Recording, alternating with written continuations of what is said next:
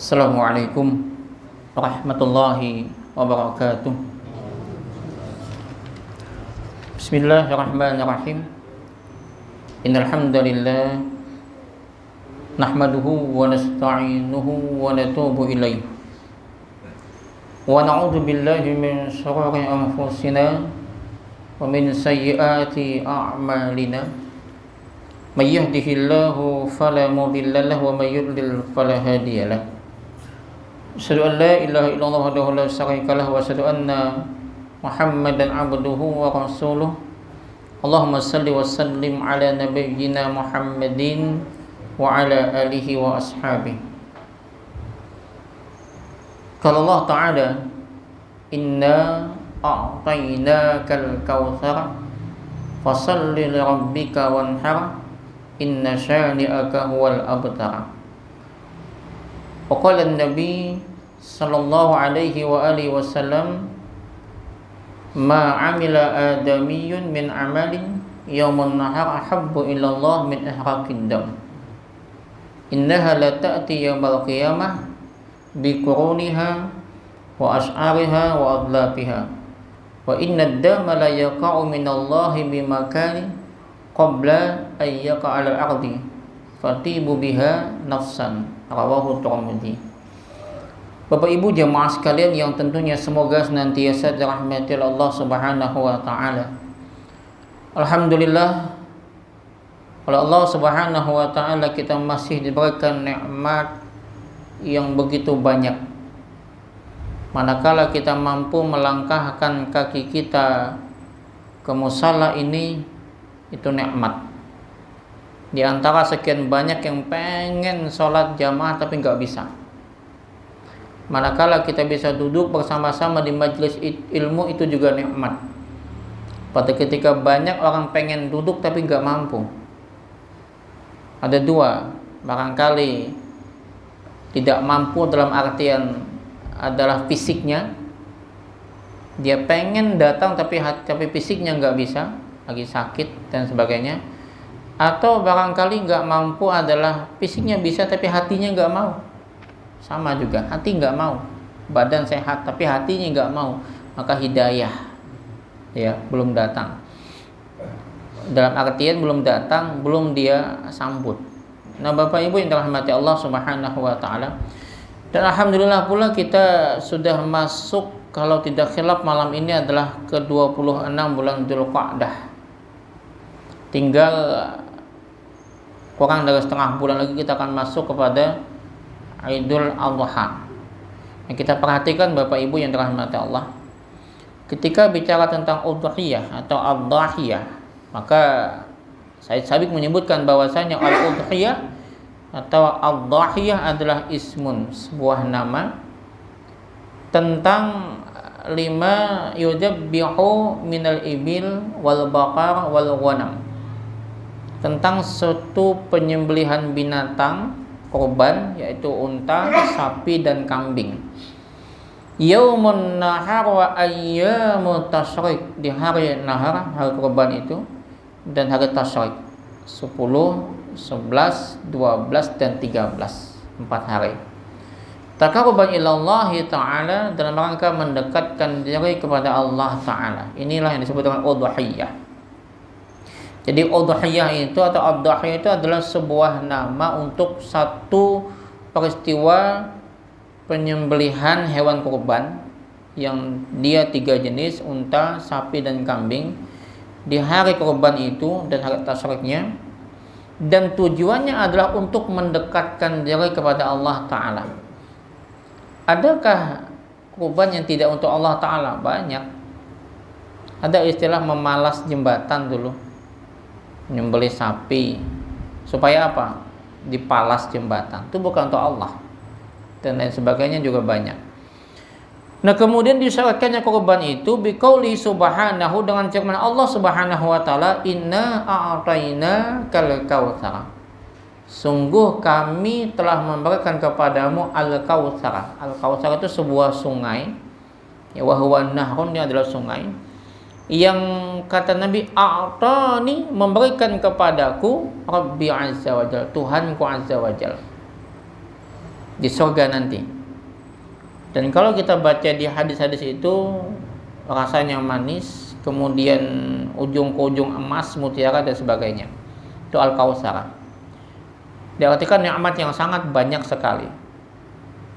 Fasholli li rabbik, maka salatlah kamu kepada Tuhanmu, wanhar, dan sembelihlah hewan kurban. Ada dua yang diperintahkan Allah, salat dan kurban. Ketika Allah mengasih nikmat yang banyak, Allah cuma minta salat sama kurban. Inna syani'aka huwal abtar, sungguh yang membenci Muhammad Muhammad, dia akan putus.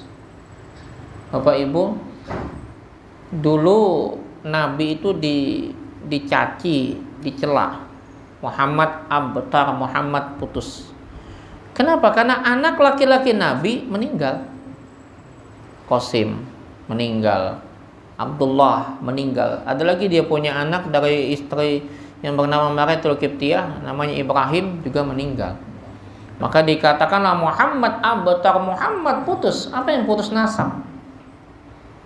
Artinya apa? Artinya syarat ini sudah putus ketika meninggalin Nabi. Maka Allah membantah. Apa kata Allah? Inna syani'aka huwal abtar, sungguh yang membencimu itu yang putus. Kenapa? Karena sholat dan kurban jalan. Sepanjang sholat itu masih kita tegakkan di musala, di masjid, maka Islam itu gak mati. Sepanjang kurban masih dilaksanakan tiap tahun, pembencimu akan putus. Maka Islam itu akan mati ketika sholat gak dilaksanakan lagi. Ketika kita udah tidak peduli lagi dengan masjid dan musala. Tapi sepanjang masih ada yang azan, masih ada yang berjamaah, masih ada yang melaksanakan sholat, apalagi subuh, musuh Islam akan semakin ketakutan. Subuh itu Pak ya. Tapi sholat yang paling berat itu justru subuh dan isya. Ini yang Nabi menyebutkan, inna azqalas shalah alal munafikin, sesungguhnya sholat yang paling berat, paling susah, paling ngalih itu bagi orang munafik itu sholatul isya wa sholatul fajar, sholat isya sama sholat subuh. Kalaulah maka tahu apa yang ada di balik dua sholat ini, la atauhuma walau habwan, niscaya akan didatanginlah keduanya meski dengan merangkak. Ini sholat Pak. Jadi sepanjang kita masih sholat, musuh-musuh Islam itu, pembenci Islam itu akan putus. Tapi kalau sudah enggak lagi sholat, ditinggalin semua, kurban juga enggak dilaksanakan, maka pembenci itu akan menang. Tapi kalau kita masih melaksanakan ini, sholat ini, kurban ini, pembencimu akan putus. Yang kedua, dia adalah syiar Islam. Makanya 4 hari ini mestinya, kata Nabi, innama hiya ayyamu aklin wa syurbin. Dia adalah hari kita makan dan minum, kemudian menyebut wadzikrullahi azza wajal, menyebut nama Allah, wadzikrulillahi azza wajal, menyebut nama Allah azza wajal itu dengan kita menyembelih bismillahi Allahu akbar. 4 hari mestinya. Ini hari yang kita berpesta, makan, minum, dan menyembelih kurban. Mestinya libur 4 hari kata begawi. Cuman yang ada cuma 1 hari aja. Ini yang anehnya. Kalau di sini kan 4 ya. Nah lalu wal budna ja'alnaha lakum min sya'airillahi lakum fiha khaira. Dan kami jadikan unta itu untuk kalian min sya'airillah, syiar Allah. Lakum, bagi kalian, fiha, di dalamnya khair, ada kebaikan. Ini surah Al-Hajj. Surah Al-Hajj ayat 26 ya. Kemudian yang ketiga, wasabbata anna Nabi sallallahu alaihi wasallam dhaha, dan telah tetap bahwasanya Nabi sallallahu alaihi wasallam berkorban. dan berkorban pula al-muslimun, kaum muslimin. Wa ajma'u ala dzalik, dan ijma'lah mereka atas yang demikian. Jadi dalilnya adalah Quran tadi, kemudian sunnah Nabi, yang ketiga adalah ijma' kaum muslimin. Ini dalil korban. Apa sih keutamaan kita berkorban sampai ini dihukumkan nanti sunnah muakkadah? Rawiyat Tirmidzi an Aisyah radhiyallahu anha anna Nabi sallallahu alaihi wasallam qala, bahwasanya Nabi sallallahu alaihi wasallam bersabda, ma amila adamiyun, tidak ada amalan adamiyun, manusia, maksudnya kelompok manusia, min amali, dari sekian amalan-amalan, yaumun nahar, yang di hari kurban itu, ahabbu ilallah, lebih Allah cintain. Gak ada amalan apapun di hari itu yang lebih Allah cintain, yaitu min ihraqid dam, menumpahkan darah, yakni menyembelih kurban, zabihul udhiyah, menyembelih hewan kurban. Ini amalan paling utama. Amalan apa aja Pak Pian kalah di hari itu dengan amalan kurban ini? Kenapa? Innaha la ta'ti yaumil qiyamah bi quruniha wa ash'ariha wa adlafiha. Sesungguhnya dia hewan kurban tadi, la ta'ti yaumil qiyamah, akan datang hari kiamat. Bi quruniha, dengan tanduk, wa ash'ariha, bulunya, rambutnya, wa adlafiha, kuku. Ini yang kemudian sebagian mengatakan karena hewannya datang, sapinya datang, maka jangan kita umpat makan ambil kurban nih. Kalau kita ikut makan, bolong karena sapinya. Nah, ini hadis maknanya kinayah. Jadi bukan berarti hewannya datang. Yang datang itu nilainya, makanya disebut lengkap dengan tanduk, rambut, lawan kuku. Padahal ini 3 macam kada dibagi. Kulit dibagi, tulang termasuk dibagi. Yang enggak dibagi cuma tanduk, bulunya dengan kukunya. Ada yang mau makan tanduknya atau bulu kambing? Coba tanya siapa yang mau makan bulu kambing atau kukunya? Enggak ada. Tapi dianggap tetap dinilai. Maka itu tanduk tuh enggak boleh cacat. Kalau dalam mazhab Syafi'i dibolehkan cacat sedikit, tapi cacat banyak enggak boleh. Ya. Dalam mazhab Syafi'i, telinga juga kalau sedikit aja cacat enggak apa-apa, tapi kalau banyak enggak boleh. Ada yang nanya, bagaimana Ustadz kalau gigi yang enggak ada ompong? Kalau giginya ompong, sembelih aja nggak apa-apa, karena nggak ada kaitan.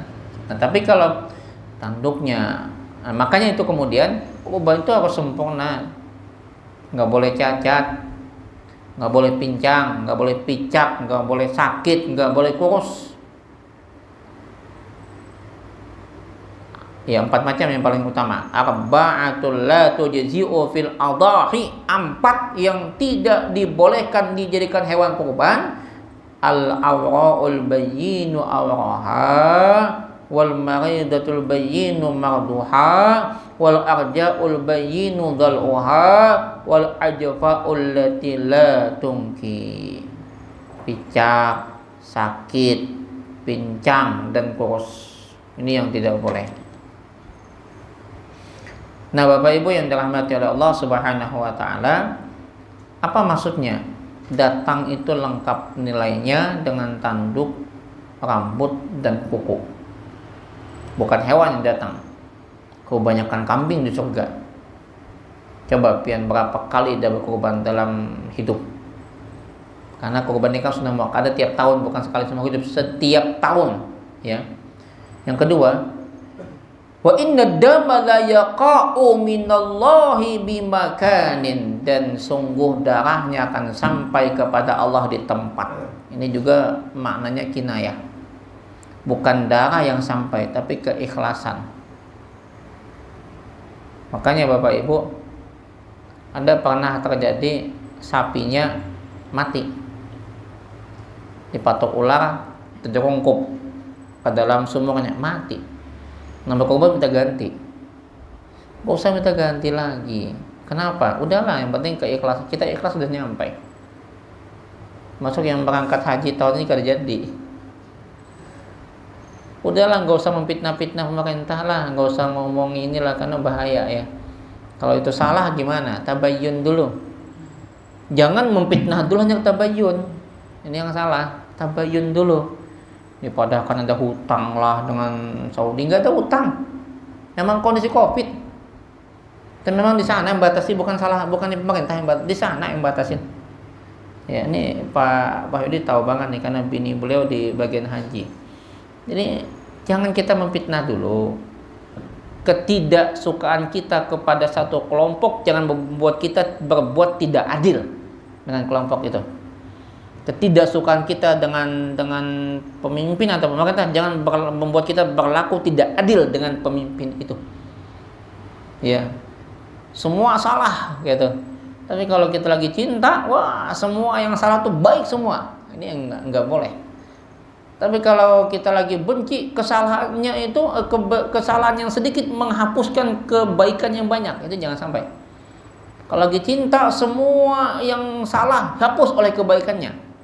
Itu enggak adil. Ya. Nah, maka sampai aja, insya Allah sampai. Walaupun enggak jadi berangkat tahun ini. Sampai ada yang guyon begayaan, berapa sih rukun haji, rukun Islam? 4 kali 5, 2 tahun dah nggak berangkat kan? 4 5 kan harusnya 5 nih, tapi 2 tahun dah nggak berangkat haji. Wah, itu guyon channel. Tetap 5 kita rukun haji, rukun Islam tetap 5. Cuman karena kondisi Covid ya, memang agak susah sih, serba susah kita, apalagi dengan masuknya apa yang Delta apa itu yang dari India ya, macam-macam. Sampai di Kapuas sudah ada penyekatan, nggak bisa masuk kecuali membawa apa yang tes PCR itu dan lain sebagainya, vaksin lagi apa dibawa tuh, surat keterangan RT-nya dan macam-macam itulah. Ya itulah kondisinya, keadaan kita sekarang. Nah, jadi sampai bukan darah tapi ikhlasnya. Qabla ayyaka 'alal ardi, sebelum sampai ke tanah, ya kan? Sebelum sampai ke tanah udah sampai. Kenapa? Keikhlasannya udah nyampai. Fatibu biha nafsan, maka beruntunglah mereka yang dengan kurban itu jiwanya. Karena kurban itu sebetulnya membersihkan jiwa kita. Ya. Bukan sekedar hanya untuk makan minum saja, memberi makan saja, memberi minum saja, memberi makan dengan tetangga, tapi juga membersihkan jiwa kita. Hukumnya al-udhiyah sunnah muakkadah. Hukumnya sunnah muakkadah. Sama dengan akikah, hukumnya sunnah muakkadah. Dan makruh meninggalkannya ma'al qudrati 'alaiha, sedangkan dia mampu. Makruh meninggalkannya sedangkan dia mampu. Ini hadis Anas alladzi rawahu al-Bukhari wa Muslim, yang diriwayatkan oleh Imam Bukhari dan Muslim, bahwasanya Nabi berkurban dengan bikibasain amlahain akranain, 2 kibas yang serupa yang sama. Kemudian Nabi jabihahuma biyadih, menyembelih keduanya dengan tangannya, wasamma, menyebut nama Allah, wa kabbara, dan bertakbir. Nabi 2 kurban tiap tahun. Kenapa 2? Yang satu untuk beliau, yang satu untuk umat beliau yang tidak mampu berkorban. Makanya Nabi membaca Bismillahi Allahu Akbar, Allahumma hada'ani wa amman lam yudahi min ummati. Ini yang dibaca Nabi. Ya Allah, ini untukku dan untuk umatku yang tidak mampu berkorban, yang disembelih. Nah, itu 2 Nabi, ya 2 kibas. Dengan tangan beliau sendiri yang berkorban itu sunnah. Yang berkorban yang menyembelih. Ya, yang berkorban yang menyembelih. Nah, karena yang berkorban kada wani, Kalau mana menyembelih, maka ayamnya diserahkan kepada yang lain. Nah, itu istilahnya kemudian di adat kita istilahnya bewakil. Ya kalau bewakil aja. Sebetulnya nggak perlu ya, tapi ya memang adat ya. Adat akad. Berakad. Bersalaman supaya lebih mantap. Ulun mewakil akan sebetulnya nggak perlu begitu. Karena bertujuh pun nggak bisa ketujuhnya menyembelih. Kan salah satu aja. Nah, karena kita nggak bisa, ya udahlah, adabnya tolong Pak sembelihkan. Itu aja udah. Dengan yang bisa menyembelih. Tapi nyaman aja nyembelihnya, malah cuma membantingnya. Membanting yang susah ya. Biar menyembelih mah ya, tapi kalau membantingnya nggak bisa, yang ahlinya langsung, yang tidak menyakitin. Yang ahli. Ada yang ahli cuma seorang, berdua aja kau membanting. Kalau kita kada ahli 10 kita dibantingnya oleh sapi. Kita dibanting oleh sapi. Kalau nyembelih paling gampang kan, cuman apa istilahnya, pisaunya tajamin. Nah, jadi makruh bagi yang meninggalkannya dan dia mampu. Wa ruwiya Muslim an Ummi Salamah, dari Ummu Salamah awat Muslim bahwa Nabi bersabda, "Idza ra'aitum hilala Dzulhijjah," apabila melihat hilalnya bulan Dzulhijjah. Hilal bulan Dzulhijjah berarti tanggal 1. Wa arada ahadukum ayyudahi. Ada kalimat arada ayyudahikum, arada ahadukum ayyudahi. Siapa yang hendak berkorban salah satu di antara kalian, ini menjadi dalil ala sunnah, atas disunnahkan, la alal wujub, tidak wajib. Jadi korban itu enggak wajib, dia sunnah. Nah, kalau dia sunnah udahlah, enggak usah kita menyembah orang lain. Oh, itu kalau berkorban belum sugih banget, biar aja, doakan aja mudah tahun depan dia berkorban. Karena kadang-kadang kita nih kalau masalah nang kebaik amal ini menunjuknya ke orang lain. Tujuh kali berkorban, nggak usah, biarkan dia, karena kembalinya kebaikan untuk kita semua. Ya, kita kadang-kadang mudah memandang orang lain itu lebih rendah dikala kita sudah memiliki amal yang soleh. Itu yang mohon maaf. Kadang-kadang kita lebih hablum minan nasnya ini kadang-kadang kita lupa menjaga hubungan dengan sesama. Prasangka baik dengan sesama. Merasa kita yang paling soleh, merasa kita yang paling alim, merasa kita yang paling hebat.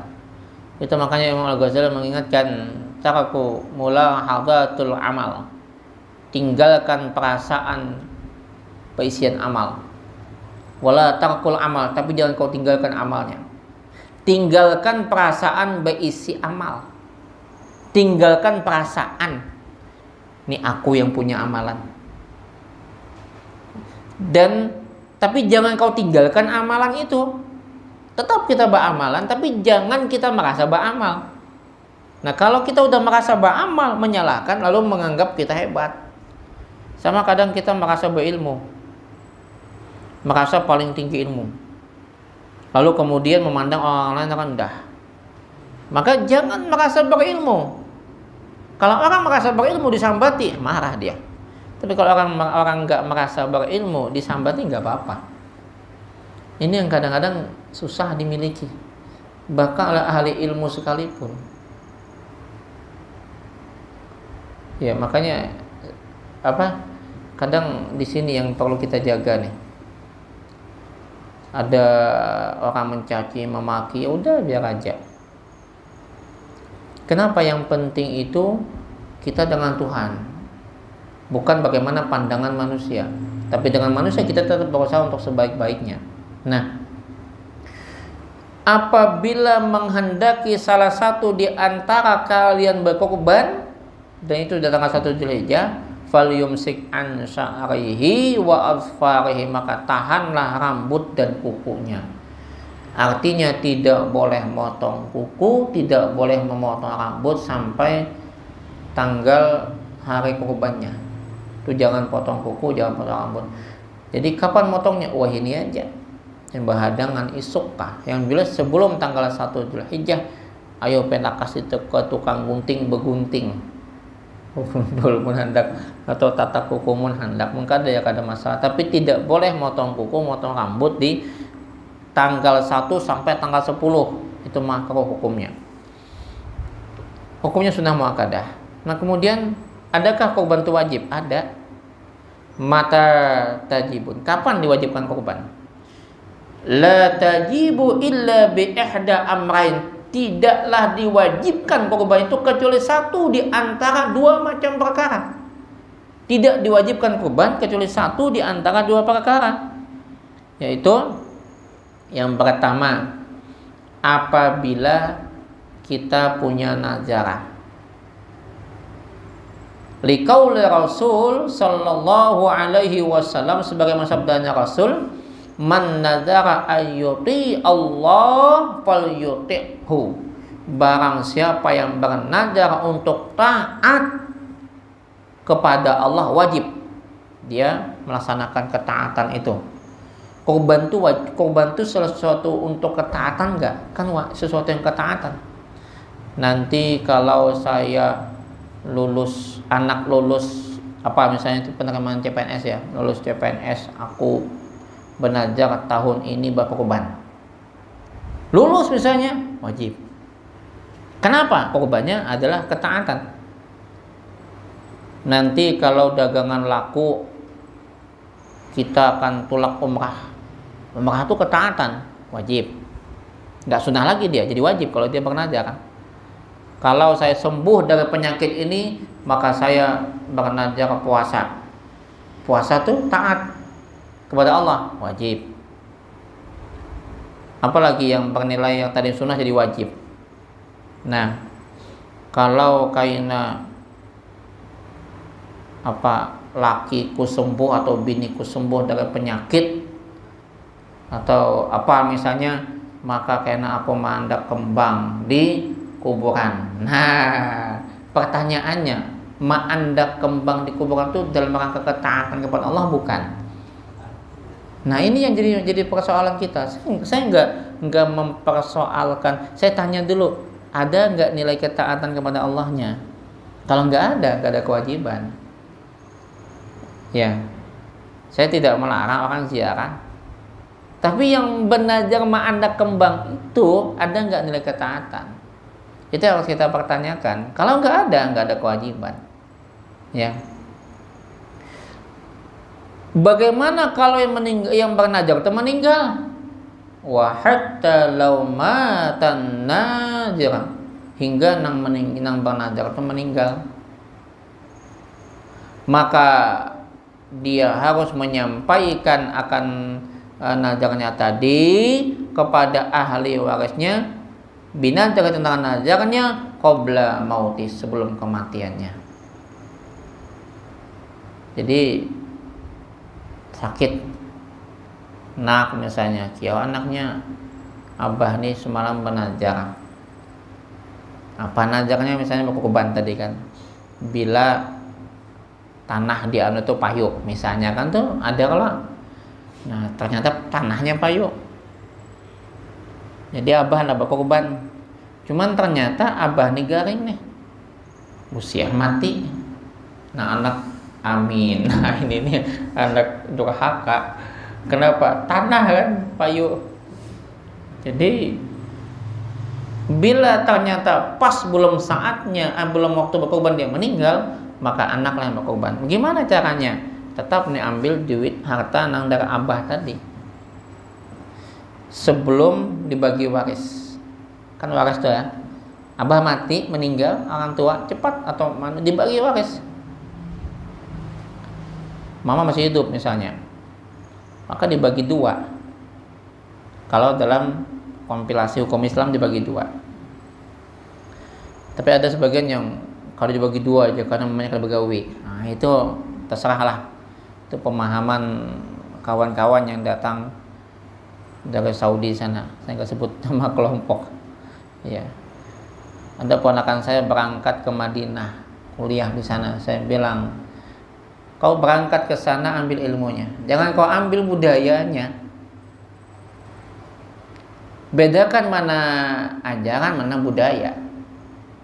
Dan kita harus bisa melihat hukum itu dengan bijaksana. Saya tidak menolak hukum mereka, tapi kadang-kadang ada kelompok-kelompok yang datang ke sini membawa lagu, corak, gaya budaya mereka ke sini. Ini kita budaya timur, bukan budaya timur tengah.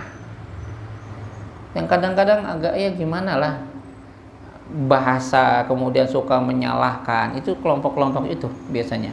Nah, bagi dua kan. Yang bagi dua ini nanti bagian abah dikurangin dengan utang. Ada utang enggak? Termasuk najar itu utang. Dipotong. Nanti bagi waris lagi. Istri yang masih hidup dan dia punya anak dapat 1/8. Kalau dia punya ibu dapat 1/6. Nah, kalau dia anak-anaknya berapa dihitung semua. Nah, dipotong utang, najar juga utang, ya. Yang kedua, yang wajib berkorban, bukan sunnah lagi, apabila dia mengucapkan hadhihi lillah, ini untuk Allah, au hadhi udhiyah, atau dia mengatakan ini untuk kurban. Wa 'inda Malik, kemudian di sisi Imam Malik ini gurunya Imam Syafi'i, penulis kitab Al-Muwatta, kitab hadis pertama yang mengumpulkan hadis-hadis itu adalah Al-Muwatta itu, dan beliau adalah dari Imam Abu Hanifah. Nah, Imam Malik bin Anas menyebutkan ijastaraha, apabila membeli hewan itu, dia hewan kurban tadi, niyatul udhiyah, niatnya adalah kurban, wajibat, hukumnya wajib. Nah, Bapak Ibu yang dirahmati oleh Allah Subhanahu wa taala, lalu hikmah kurban itu apa? Al-udhiyah itu disyaratkan Allah ihya'u li dzikri Ibrahim alaihi salatu wassalam, untuk menghidupkan. Ihya itu menghidupkan, mengingatkan tentang, menghidupkan kembali ingatan kita tentang Nabi Allah Ibrahim dan anaknya Ismail alaihi wassalam. Semoga Allah menyampaikan salam atas keduanya, bahwa kita ingat kembali bagaimana Ibrahim, bapaknya tauhid, dan Ismail anak yang sabar ini. Disitulah kemudian sebetulnya kurban ini napak tilas tentang perjalanan tauhid Nabi Ibrahim dan Nabi Ismail. Itu lambang ketauhidan. Haji juga begitu, ada lambang ketauhidan. Nah, ketika kita berkorban, kita ingat bagaimana peristiwa kenangan kita tentang bapak kita, bapak semua nabi, bapak tauhid, itu Nabi Ibrahim dan anaknya Ismail. Bagaimana dialog antara anak sama bapak. Hai anakku, sesungguhnya aku lihat, ini ara fil manam, dalam mimpiku, dalam tidurku, anni adbau, aku menyembelih engkau. Panzur maja tara, bagaimana pandanganmu? Hebatnya gini Pak, Nabi Ibrahim dapat perintah oleh Allah, tidak langsung asal sembelih. Amun kita, oh ini Allah perintah, bok sembelih langsung, enggak. Dia nanya, nah aku tadi malam mimpi bahwa Abah menyembelih engkau, dan bagaimana pandangan? Dan ingat, mimpi seorang nabi itu wahyu. Apa jawab anak ini? Hebatnya anaknya. Ya abatif al ma tu'mar satajiduni insyaallah minas sabirin. Wahai bapak, ya abati. Ini hebat kalau sudah panggilan ya abati, bapak yang paling kusayangin. Beda dengan ya abi, abuya. Kalau abu itu semua orang yang kita hormatin. Kalau abah itu orang tua yang sayang. Nah, Fatimah manggil Nabi Muhammad tuh kadang ya abati. Ya abati, karena baini wa bainahu syai'un, adalah antara ulun dan Sidin Ali ada masalah. Ketika ada masalah antara Ali dan Fatimah, Fatimah bilang ke bapaknya, ya abati, karena baini wa bainahu syai'un. Dia manggil abati. Nah, ya abatif al, wahai bapakku, lakukan ma tu'mar, apa yang diperintahkan kepadamu, satajiduni insyaallah minal sabirin. Kau akan dapatkan insyaallah aku dalam keadaan orang yang termasuk orang yang sabar. Lihat, ini sosok yang jadi panutan, bapak teladan, dia ajak anaknya komunikasi dan anak teladan. Coba anak wah ini Ismail wah ini. Untung Ismail bahagia dengan dia. Ismail wayah ini, ya Allah, ulun ni masih halus pian tu Tuhan. Tuhannya Ismail itu pian kan ulun itu Ismail wayah ini. Kalau Ismail dulu luar biasa. Satajiduni insyaallah minas sabirin. Bagaimana juga sosok Ibunda Hajarah. Kita terlupakan bagaimana Ibunda Hajar itu sosok yang juga luar biasa. Nah, 3 ini gak bisa lepas dalam peristiwa kurban ini. Nah kemudian ini yang pertama. Yang kedua hikmahnya adalah wa tausa'ah, melapangkan ala nas, atas semua manusia yaumul aid, hari itu. Di hari Id itu kita melapangkan, menyenangkan, membuat lapang, gembira dan nyaman di hari Id itu. Sebagaimana sabdanya Rasul sallallahu alaihi wasallam, innama hiya ayyamu aklin wa syurbin wa dzikri lillahi azza wa jalla. Sesungguhnya itu adalah hari kita makan, minum dan menyebut nama Allah azza wa jalla. Ini hikmah. Kemudian apa saja yang kita korbankan dan tidak boleh. Wala takunu illa minal ibili wal baqari wal ghanam. Tidak boleh kecuali 3 jenis: unta, sapi, kambing. La tujzi'u min ghairi hadhihi salasa, tidak dibolehkan selain 3 macam ini. Sapi, unta. Nantilah di hadil bakti ini unta. Ada sapi.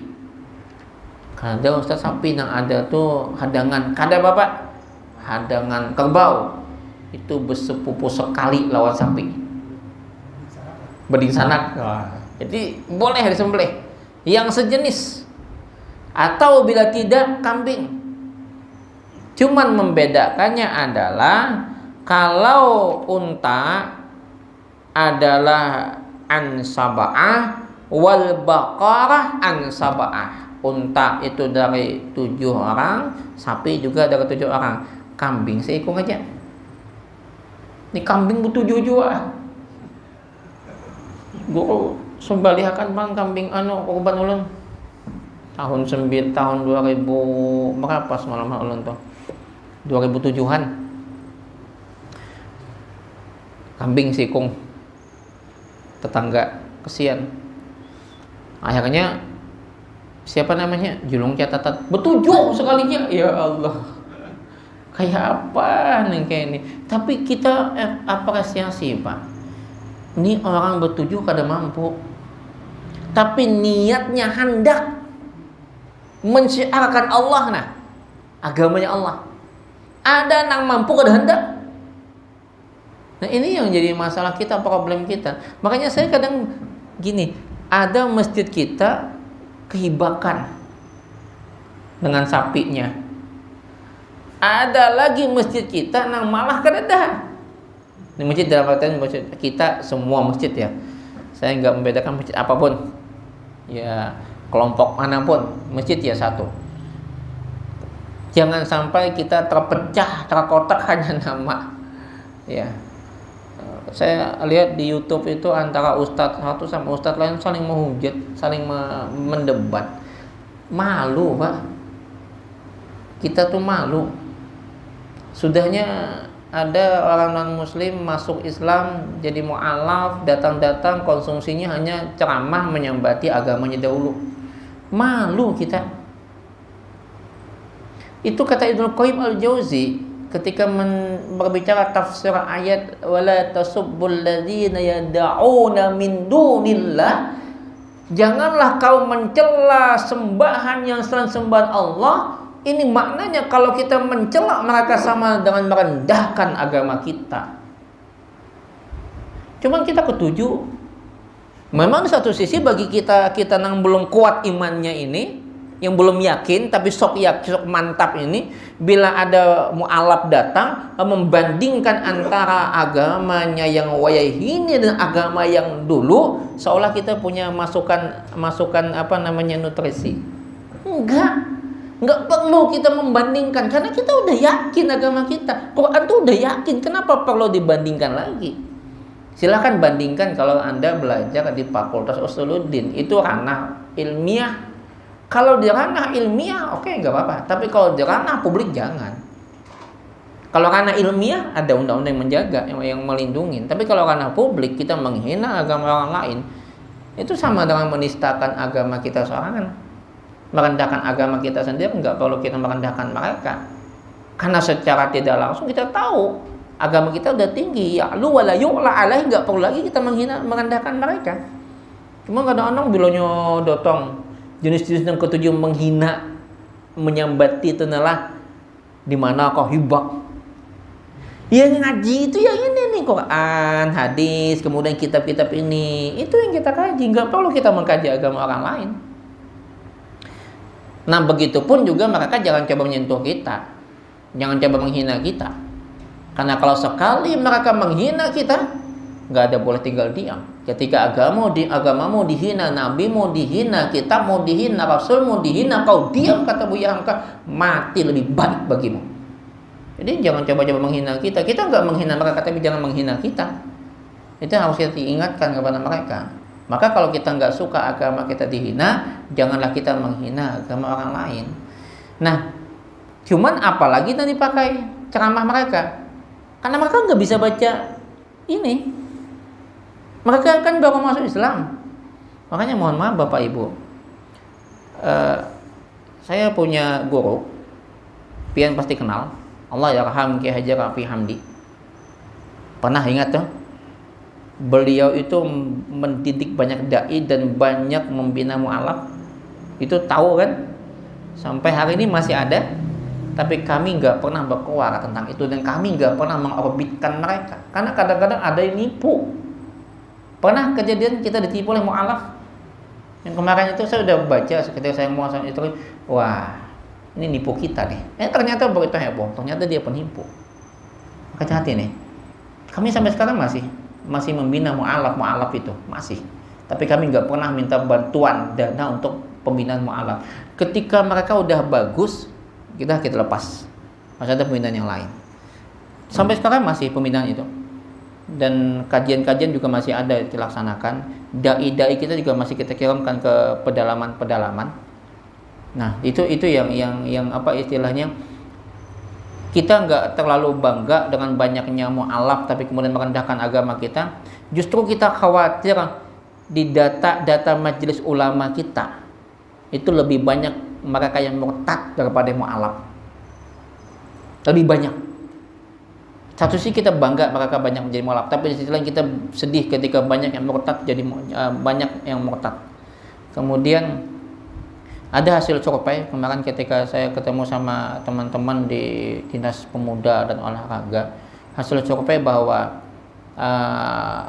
tingkat apa istilahnya, tingkat toleransi beragama di kita itu sangat rendah. Padahal kita aman-aman aja, mungkin dari jawaban-jawaban gitu ya, kayak gimana lah. Jadi tingkat kita tuh rendah sekali. Di kita sendiri pun kadang-kadang merasa paling benar, menyalahkan orang lain, saling serang, saling menyudutkan, padahal sama muslim. Ini yang kita perhatiin. Nah Bapak Ibu yang dirahmati Allah, kita lanjut. Maka saya mengapresiasi mereka yang tadi hendak bana berkorban tapi kada kawa, maka itu bukan korban namanya, tapi itu sedekah. Karena korban itu harus terpenuhi syaratnya. Betujuh sekung kambing itu belum terpenuhi syarat, jadi dia bukan korban tapi sedekah. Tapi insya Allah niatnya tadi bisa jadi korban sampai niatnya, tapi hasilnya dia tetap sedekah, bukan korban namanya. Nah kemudian Bapak Ibu yang dirahmati oleh Allah Subhanahu wa Ta'ala, lalu kalau tentang umur hewan kurban sudah sering disampaikan. Saya masuk ke apa istilahnya, apa saja yang tidak syarat kurban tadi sudah saya jelaskan dikit. Syaratnya adalah yang tidak dibolehkan Wa min syurutil udhiyah as-salamah minal uyub. Dia tidak cacat dan tidak dibolehkan jadi hewan kurban. Tidak dibolehkan jadi hewan kurban. Kalau disembelih boleh, tapi dia bukan hewan kurban. Yaitu yang pertama adalah al-maridatul bayyin marduha, dia sakit dan jelas dia punya penyakit. Al-awra'ul bayyin, awra picak dan jelas picaknya. Al-arja'ul bayyin daluha, pincang. Al-ajfa'ul lati la tungki, enggak kurus dan enggak punya sumsum tulang belakang. Ini enggak boleh jadi hewan kurban. Tapi kalau pengen sembelih silakan, tapi dia bukan hewan kurban. Cacat tadi. Makanya mohon maaf kalau pengen datang bawa hewan kurban, hati-hati. Jangan sampai pincang. Suruh aja yang membawakan adalah panitia yang penjualnya, jangan kita kalau salah. Dan cara membantingnya pun juga kasihan banget tuh lah, menyakitin. Yang bagus tuh kayak di Al-Jihad tuh. Al-Jihad tuh bagus tuh. Ada alat khusus anunya lah. Tidak menyakitin. Ini nyakitin banget. Makanya cara membanting itu adalah memang yang ahli.